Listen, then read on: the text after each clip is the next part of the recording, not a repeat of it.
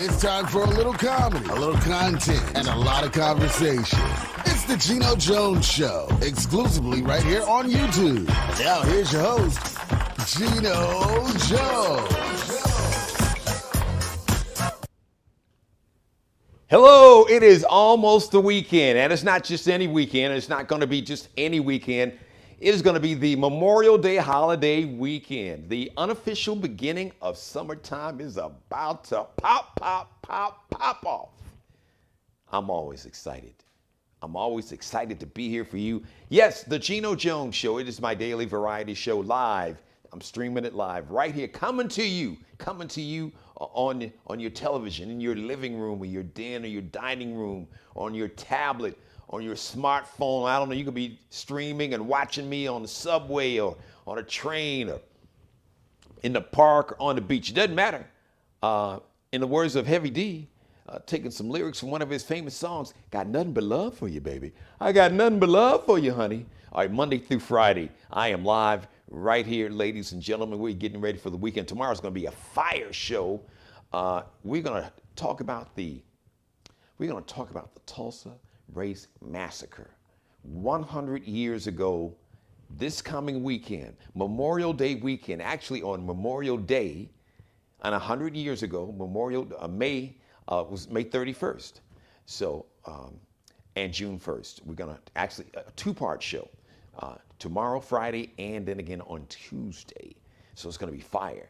But today is going to be fire. Every show is fire, but today is fire because my weekly contributor, yes, my partner in crime in a good way, as they say, using that term loosely, my co-pilot, ladies and gentlemen, she's going to be rocking the screen with me from up in the 313 and the 248. That's right, Miss Keela Carson, my cultural contributor. Oh yes, we about to light fire to you.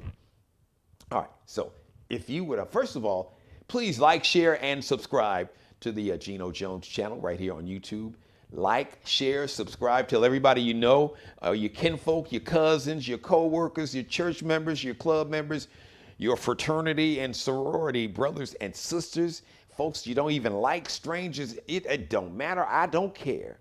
Tell them to please like, share, and subscribe. And if you'd like to advertise, if you'd like to be a sponsor of the Geno Jones Show, if you would like for me to be the pitch man for your product, good, or service, or your business, because I am the king of pitch man, holla at your boy. I'll give you more details at the end of the show. Let's get this show rolling. So this year's B.E.T. Awards, the nominations are out, and congratulations to Megan Thee Stallion and DaBaby, repping Houston, Texas, and North Carolina, the state of North Carolina, Mr. DaBaby, I believe Charlotte, that Charlotte area. They both got 7 nominations. That's right, count them. 7 BET Award nominations. That's big. They had a big year. They definitely dominated the music scene last year in 2020 while we were all in quarantine on lockdown and trying to avoid COVID-19 and the whole 9 yards. Meg Thee Stallion nominated Album of the Year for Good News, her album. DaBaby nominated for also nominated for Album of the Year for Blame It on the Baby. The BET Awards, in case you're wondering, are going to be on 1 month from today. It's going to be June 27th. Today is May 27th. Happy birthday to Lisa Left Eye Lopez. Happy heavenly birthday, by the way. Lisa Left Eye Lopez of TLC. She would have been 50 today. But the BET Awards, I digress. The BET Awards are going to be a month from today, June 27th at 8 p.m. on BET. You got that? All right, we got that. We got a message. This is an important message for the fans of the National Basketball Association, AKA the NBA. Stop it. Stop it. Your mama and daddy didn't raise you that way. And if they did, they are wrong. Stop it. They're saying, Geno, stop what? Listen, don't mess this thing up for everybody. We waited over a year for NBA arenas to finally let virtually, all the fans come back. Because initially, only 10%, 10% of the fans, then 20, 30, 40%. But now, Just about every NBA arena is almost filled to capacity. 70, 75%, 85%, and in some areas I think almost 100%. And as soon as the NBA allows all the fans back in the stadiums to watch the games, I'll be damned. It's always, in this case, two that'll mess it up for everybody. Stop pouring popcorn and spitting on NBA players. So last night, a fan in Philly watching a playoff game between the 76ers and the Washington Wizards, repping DC, the DMV, they call it DMV for Maryland, Virginia, and DC, right?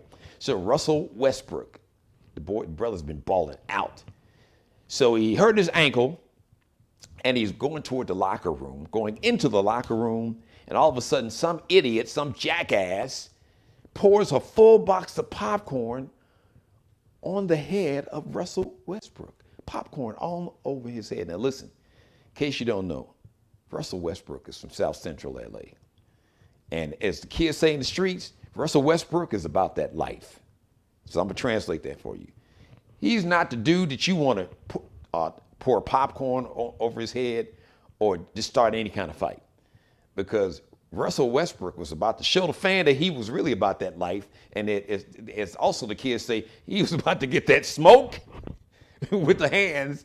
And it took team members and NBA security, and I guess security in Philly, to save this fan from Russell Westbrook, because he was PO'd. Now, if you think that was bad, it got worse.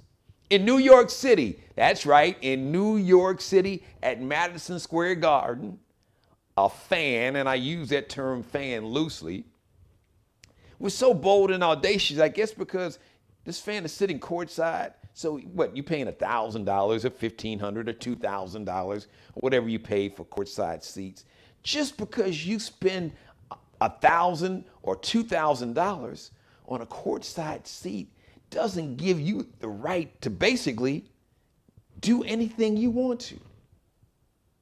So let me just give you a scenario. Imagine you're at work, right? Imagine you bagging groceries at Whole Foods, or you're at the office and you're about to pick up. You sent something to the copier, or you got to go to the fax machine. Your boss tells you to go to the fax machine and fax some documents. Can you imagine if I come on your job and just spit on you or pour some popcorn on top of your head? Oh, you'd call the police. You'd want me arrested, thrown in jail, given the death sentence probably. Oh, yes. So last night, a quote unquote fan, a New York Knicks fan in Madison Square Garden, decided that he wanted to spit on Trae Young of the Atlanta Hawks. I'm gonna say it one last time, and then I'm bringing my guest on camera. Stop it. Act like you got some damn sense. Act like you got some manners. I know you don't, and you probably don't have any manners, and you probably wasn't raised better. But that's not an excuse. Stop it.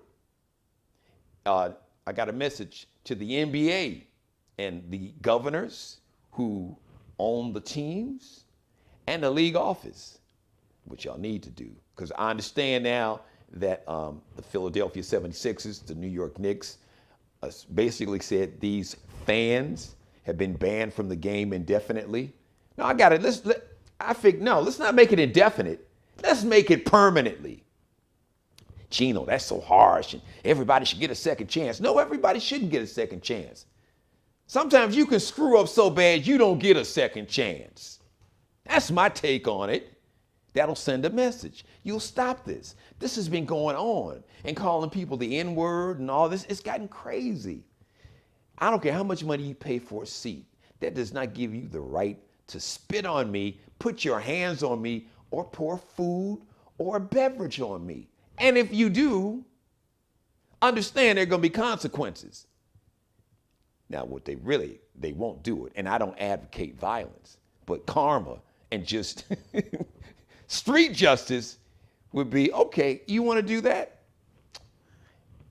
Hey, Russell Westbrook, Trae Young, hey, just basically Do what you would do if you were on the street and somebody walked up to you and spit on you or poured food or drink on you.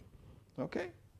So I guarantee you these fans would not have done that. If you would have saw 6'3" Russell Westbrook or 6'1" Trae Young on the street, you would not pour, you wouldn't pour anything on them, and you wouldn't spit on them. And if you did, there would be consequences.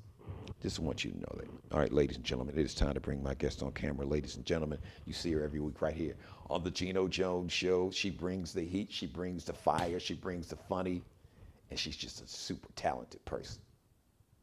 And she's just an angel. Ladies and gentlemen, coming to the show right now, there she is, Miss Keila Carson. Wait a minute, stop the presses. Look out, Madam Vice President. You rocking the pearls, and then you got the Vice President Kamala Harris pearls, and you got the Michelle Obama. You've been in the gym, arms. You could have been like security for Russell Westbrook. And it's funny, we were talking about the NBA fans, Keenan. I just thought about it. Because in Detroit, you all really see what can happen when fans get crazy.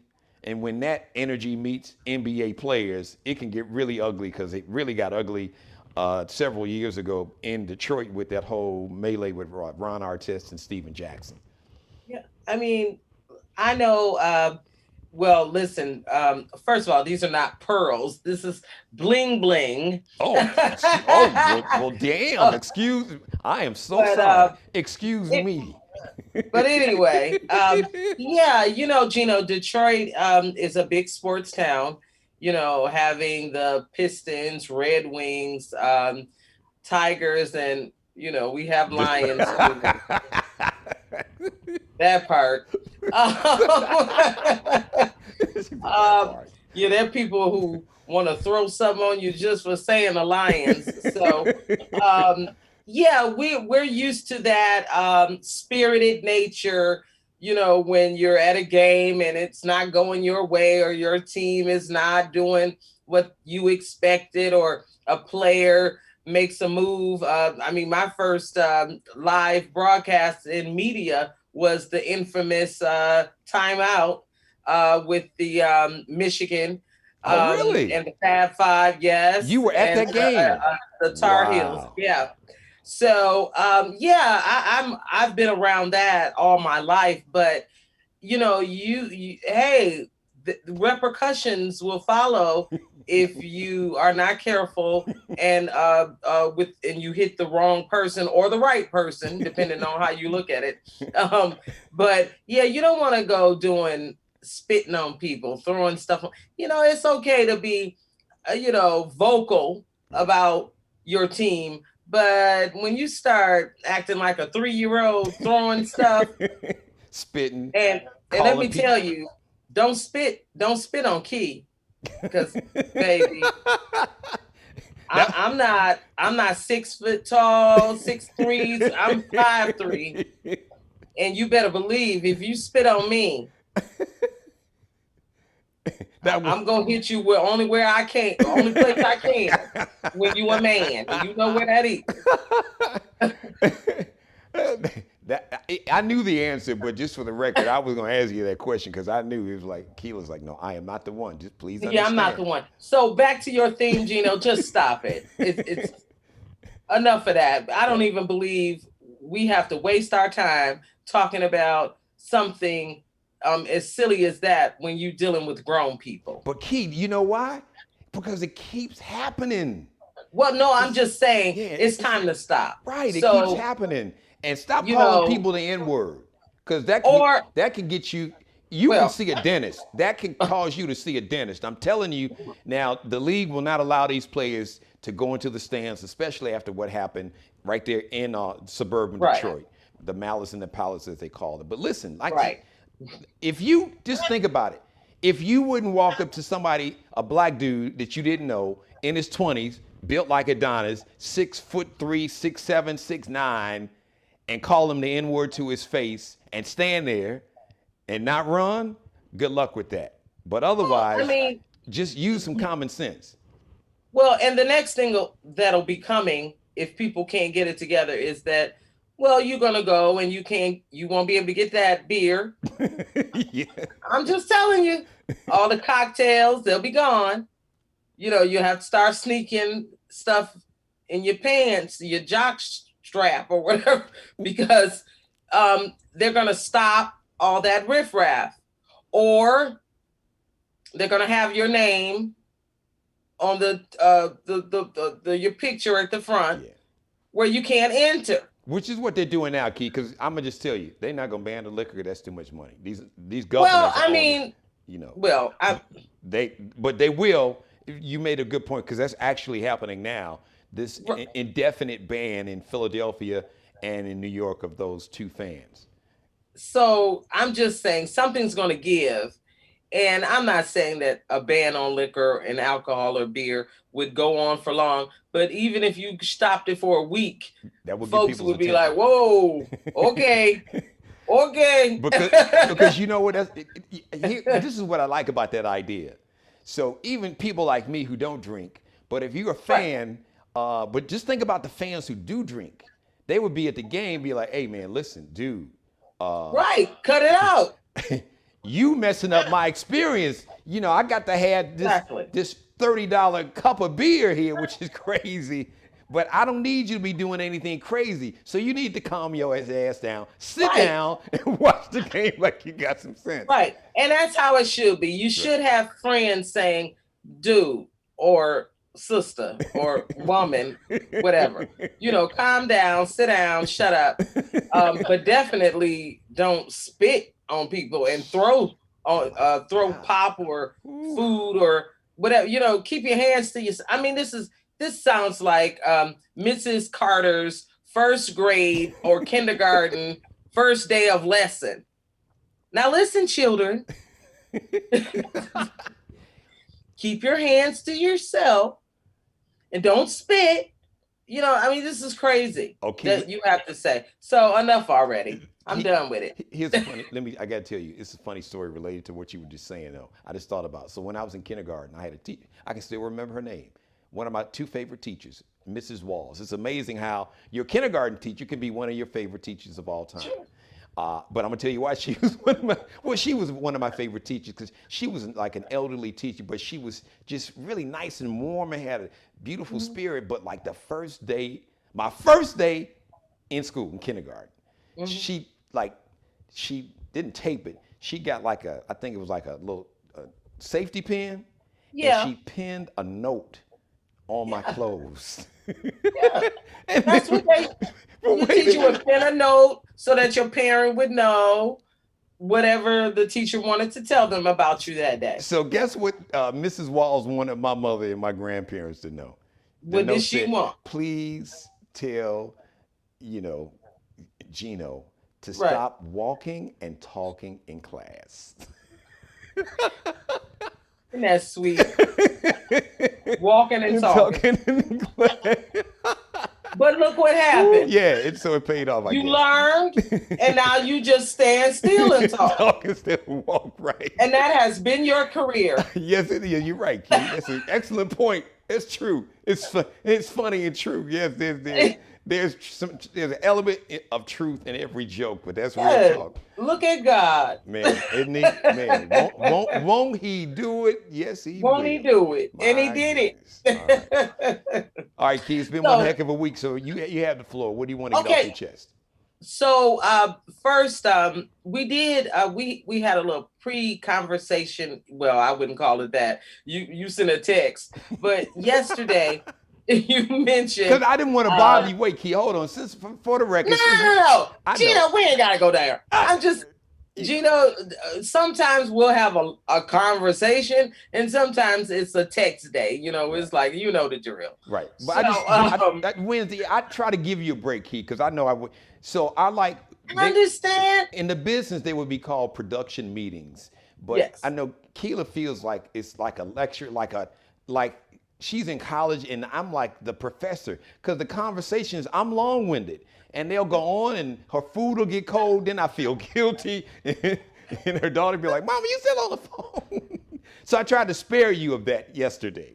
No, and it was okay.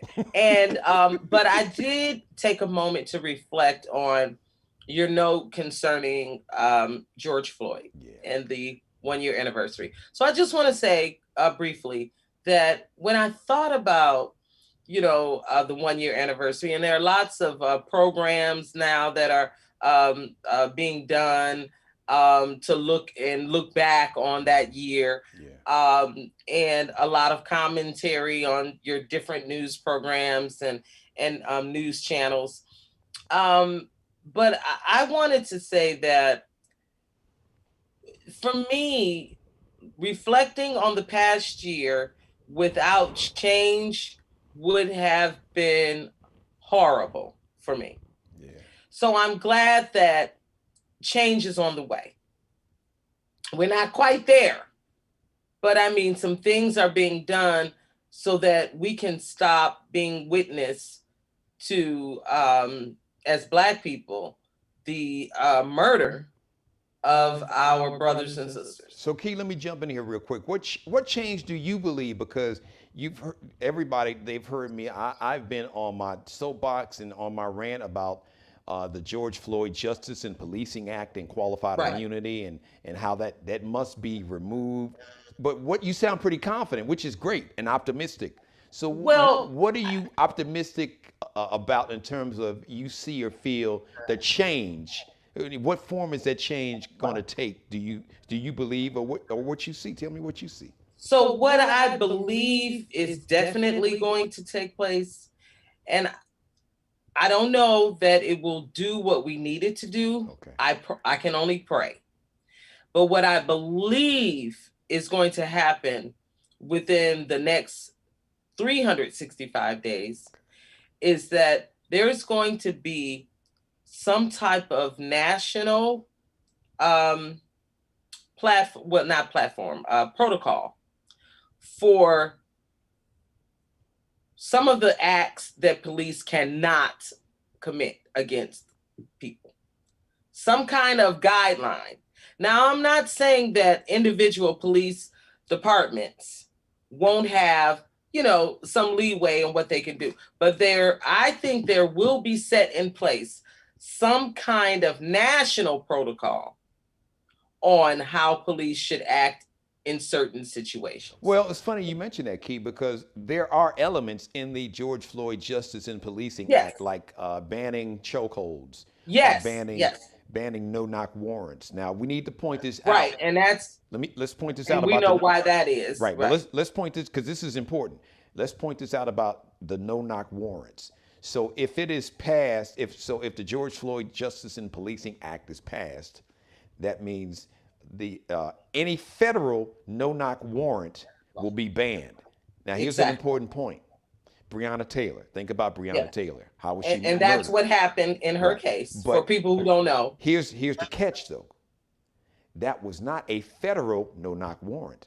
That was a it wasn't. local no-knock warrant. So even with the George Floyd Justice and Policing Act, it will ban federal no-knock warrants, but it won't ban local no-knock warrants. So that But was an see, important point to what make. I'm hoping, Gino, will happen is that forcing the federal government Okay. situation will force these Local local government. police There you go. departments, yes, to abide by Follow suit and change your law. exactly. Okay.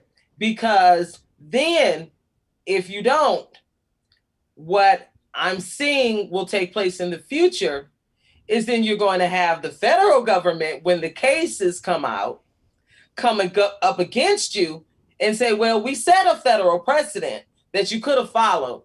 You didn't.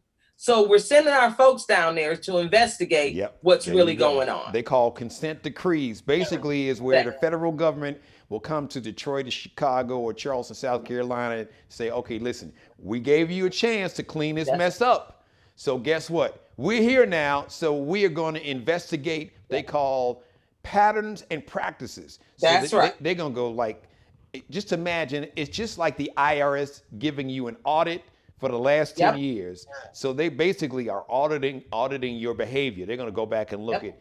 at any kind of complaints from any individuals, you know, And they may find more than what you want them to. Yes, that's a good point. So that's an excellent point. So that's what I'm thinking about in terms of reflecting on the year. We're still not out of the woods because you know there's the possibility of appeal. Yeah. I don't think it will be successful, but I think once the appeals are denied or don't go through, or because I pray we never see another case actually go to court in terms of George Floyd. Okay, but I was wondering because you were saying appeals. You talking about in terms of Derek Chauvin appealing? Yes. Okay, yes, I got you. Chauvin, because he has the right to appeal. Yes. And so once we know that it's really over, you know what I mean? Right. That there's no chance that he's just going to serve his time and. And speaking, since you spoke of his time, for those who are wondering, the sentencing will happen next month in June. Yes, June 1st is Tuesday. Next right. Tuesday. And I think what did we look at? We looked at 25 years was probably about the ballpark because concurrent. The sentencing will run concurrent. Yeah. So and that about means around it. Right. That means because he was convicted on murder and manslaughter. Second degree. Right. So that and means manslaughter. Yeah. Whatever the sentencing guidelines are for murder and manslaughter, instead of concurrent means they will just run together, as opposed to, okay, if you get 25 years of murder and then 25 years of manslaughter and add it up 50. No, they're not. Unfortunately, they're not doing it. I wish they did do it. They should have done it that way, but that's. So I'm thinking it's, if he serves all of his time and within the guidelines that we have thus far, because of the sentences running concurrently, I'm thinking it's about 25 years maximum that the judge will give. Yeah. Or sentence. I'm a little nervous about this judge, though, Key. Well, come on now, Geno. We can't go down that rabbit hole today. Just being honest. Come on. Tell the truth, shame the devil. I'm praying and I'm being optimistic, but I got to be realistic too. I can't. Yeah, but I think the public nightmare that would follow, should he not sentence him to a reasonable amount of time, would not be worth. It wouldn't be worth it. It won't be like we hadn't seen this story before. We've seen this movie before. Well, yeah, but this is George Floyd's case. This is different, yeah.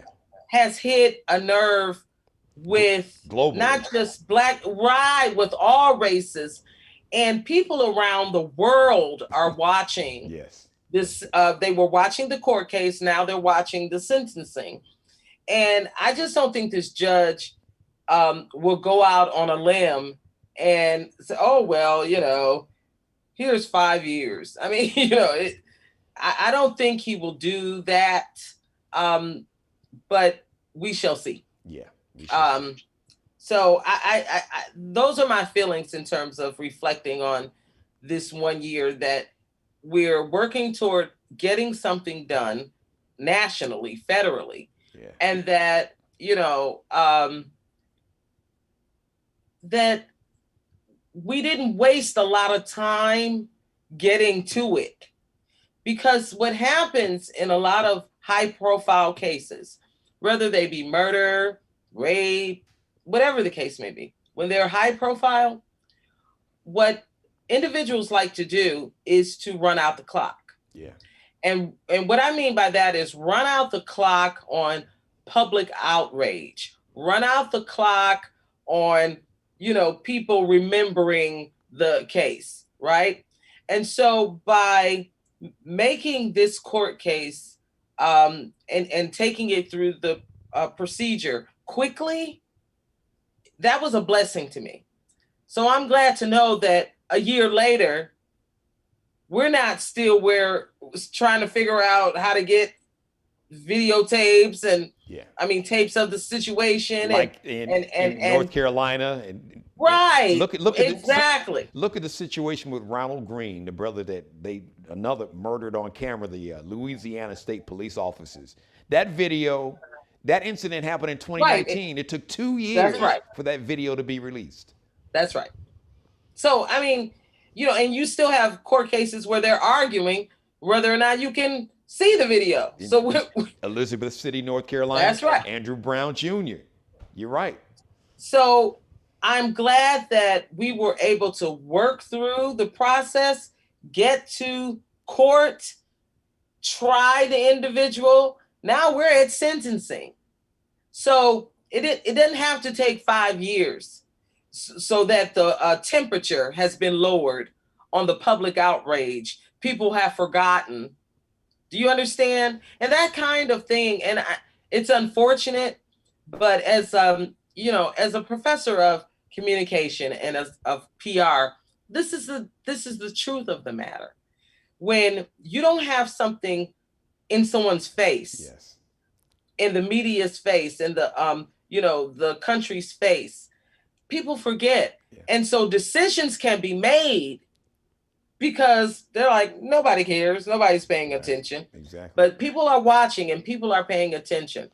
And unfortunately, that can tilt a decision one way or the other. And let me jump in because that's an excellent point, Key.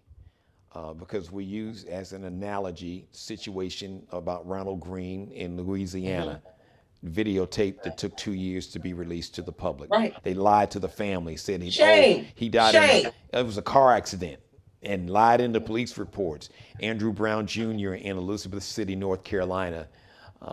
Now, listen, we may have had a similar situation in Minneapolis, but you know why we didn't?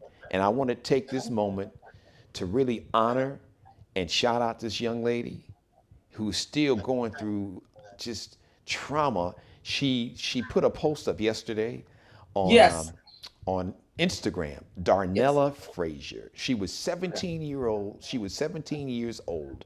She had taken her 9-year-old cousin to the store, and she witnessed this, and she videotaped it. So we didn't have to wait on the Minneapolis Police Department because of Darnella Frazier. And this child, she's still a baby at 18. And you read the post, Key, it was just heartbreaking. And she said, George Floyd, I'm so sorry I couldn't do more to save your life. But I think about you every day, and something to the effect, I love you. And, she said it shouldn't have been up to her, a teenager. She's a hero. Yes. So she's say her name. A Nobel Peace Prize recipient.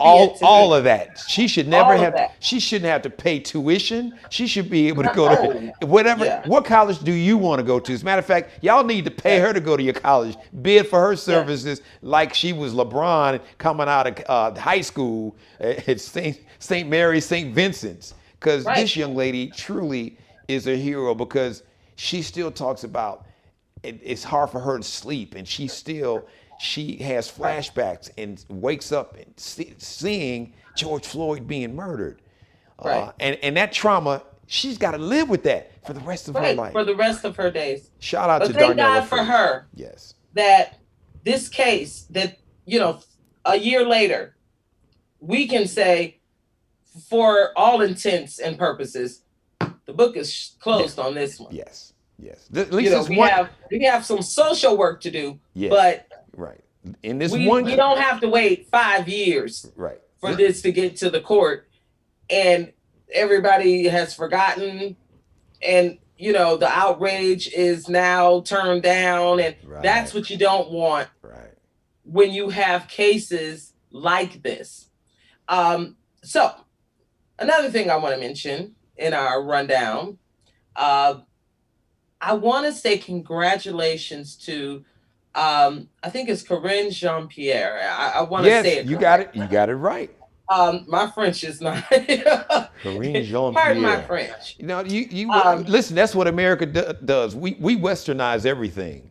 and then get mad when people want to pronounce their name in their native tongues. Well, It's really well in America, and we get arrogant. In America, we pronounce it this way. How you gonna tell somebody how they pronounce it? But you exactly.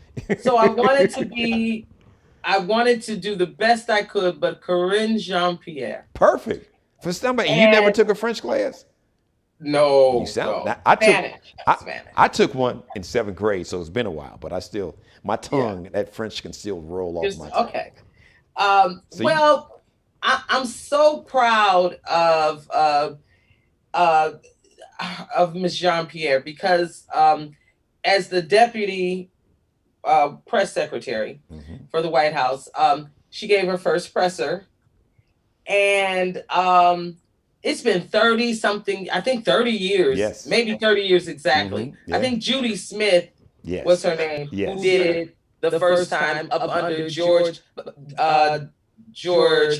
Hubert Walker Bush. Yes, HW, right. I want to get my Georges right. But as honorable as that is, it's a doggone shame. Yeah. It's a darn shame. Do you know how many Black women work in public relations, media relations, communication relations? It's a darn shame. And also want to shout out to Simone Sanders. Yes. Because she wanted the position that Jen Psaki ended up with. But I'm glad that department is, I believe, all women. Yeah. Well, the communications department at the White House for the president and the first lady, I think it's all women.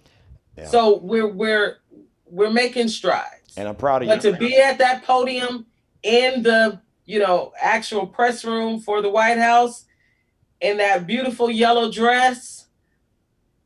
She rocked it. Now, you didn't hear from me. So, Corinne, I'm proud of you. But the truth is, she really should have got the press, not deputy. She should have been a press secretary. No shade to Jen Psaki. And you're talking about Jen Psaki. Yeah, but I'm just saying real talk. But okay, I'm just, we keep it 1,000 here on the show. And the only leeway, Geno, that I would give in that regard, because I'm a Jen Psaki fan. I like her, but I would like her. Let the sister. How come she can't be the lead character? Why she gotta be the best supporting? No, you heard me say that. Oh, I know. Corinne could have definitely taken that role, but I do understand the choice of Jen Psaki because Jen Psaki has so much experience from the Clinton, Obama Biden. Yes. Obama administration. Yeah, I knew that, but that's just me. Say I'm being messy, but I'm just. I know. So, but I ain't the only one being messy. That experience that she brought from the Obama administration. And then she spent a number of years as a pundit, basically in the role of speaking on behalf of the Democratic Party. Corinne did too now. I see Corinne on MSNBC all the time. Geno. I'm just, hey, I'm advocating for Black women, okay? I'm always do. Listen, I came on to congratulate her. I'm just saying that it's not that Jen Psaki is not qualified. No, not at all. She is. Listen, I want to make clear that nobody is hearing that. Jen Psaki is able, capable, but it was so nice. And now that we know, we've seen Corinne Jean-Pierre in that position, we know that moving forward, there are no excuses. Right. So in about a year and a half or two, because usually you only stay in that job max because you get burnt out. So that's right. In a year and a half, okay, we don't want to hear. We already know who's going to be the next press secretary. Actually, this is the perfect transition. Yes. Because press secretaries, again, in case you didn't hear what Geno was saying, they get burnt out. They're out of there. They do a year. Yep. And it's on to the next one. Maybe a year and a half. Easy. You never see a White House press secretary. I can't even remember. It may have happened years ago. Right. That will serve the entire term of that president. Yeah. No. Never. No. No, because no. Because what George Stephanopoulos, was he there a year? I think the average time is like somewhere between 12 to 18 months. You know, Yeah. 2 years is like long. Like I think Yeah. somebody not too recently actually served. Was it Gibbs? I don't know if he stayed two I'm not sure. years. Yeah, Yeah, but it's not. You're it not going wears to you out. see No. 4 years of any press secretary. That I've not seen it in my lifetime. Yeah, and I can't remember either. So congratulations, and I think this was a great way to get to the larger public, because we know Corinne, but to the larger audience, American audience, to get her up there. Let it be known she's capable. Expect to see her again filling in here, and there. And then when Jen Psaki decides that it's time to hit the road, which she will, you'll be ready for either a Corinne or a Simone, right, and whatnot. Absolutely. I absolutely expect that to happen. And finally, my final Black Girl Magic I love it. moment. Congratulations, because you mentioned Fantasia. Yes. And we talked about Naomi last week having her baby. Right. And so this week we congratulate Fantasia Barrino. We just call her Tasia. Yep. And the birth of her baby girl. I think it's Kazia or Kazaya. Kazaya. Okay. Right. And she is premature, but I'm not getting any sense that she's in grave danger. I mean, any premature baby is at risk. Yes. But the further along you get with carrying the baby, the better the chances. And I think they're out of that totally danger zone. Yeah. You got to watch the baby. You still have to incubate the baby, but I think that the baby will be fine and survive and live a long life. Yeah. Last I heard. Yeah. So, and congratulations to her husband, Mr. Taylor. I think it's Kendall Taylor is his name. Fantasia has 3 children. And I remember Zion, because Fantasia, as the American Idol contestant, where she started, there was all this hubbub about her being a single mother, which I thought, really? America, this is a wholesome show. We doing this now? Really? Okay. Right. I was like, come on. And Black women did not create being single mothers, so let's stop it. And a majority of single mothers in America are not Black women. Exactly. So let's cut the crap. But stop it. Stop it. But that's the term for the day. Stop it. Stop it. But I remember her acutely having Zion then because of all of the backlash. Yeah. But she would go on to win the contest, and America would fall in love with her, as they should, regardless. So she has Zion, who I believe is like 19 years old. Yeah. And then she has her son, Dallas, and that was kind of a I don't know about that relationship. That was rocky. And then now with her husband, she has Kazaya. And I'm hoping that everything continues to go well with her marriage. This marriage, I'm glad she had this experience to be married, to be with a man she loves, and to have birth. Because ideally, that's the dream that a lot of women have. And for whatever reason, it doesn't come to fruition in that way. But I'm glad that Fantasia got to experience being with her husband and having her child. But she's got now 3 beautiful children. And so I just wanted to make sure that I acknowledge Fantasia. Oh, and I think once all the baby stuff settles down, we'll be hearing that gospel album, because it's coming. Man, yeah. And she was headed in that direction. She's done some strategic social media over the past 4 or 5 years, testing the waters. And strategically planning a gospel song in her show. No matter what she's doing, she always does, a song or two in her show. And it was like she was testing. Let's see where how far we can push this.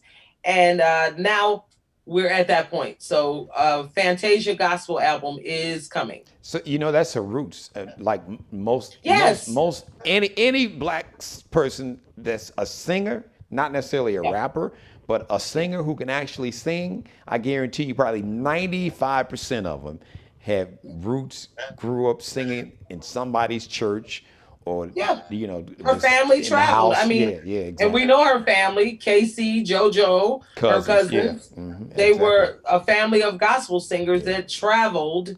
And so she traveled with the family as a little girl. And here we are today. And Kia, I don't know. I'm sure you have. I'm just assuming.